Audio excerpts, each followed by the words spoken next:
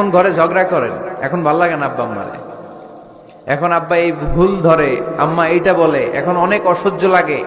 তো যেদিন চলে যাবে ওই দিন বুঝতে পারবেন মাথার উপর থেকে ছাতাটা নাই হয়ে গেছে, বটবৃক্ষটা চলে গিয়েছে, আর উপদেশ দেওয়ার মতো কেউ নাই, কাছে আগলে রাখার মতো কেউ নাই।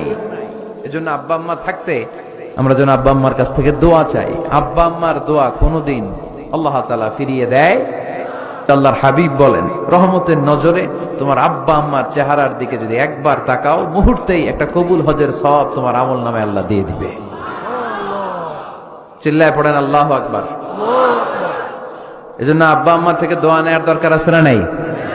দোয়া চাইবেন, দোয়া চাইবেন। মায়ের মর্যাদা অনেক বেশি, বাবার চেয়ে 3 গুণ বেশি, কমসে কম। কয় গুণ বেশি? মা মা মা, তারপর বাবা, 3 বার মা।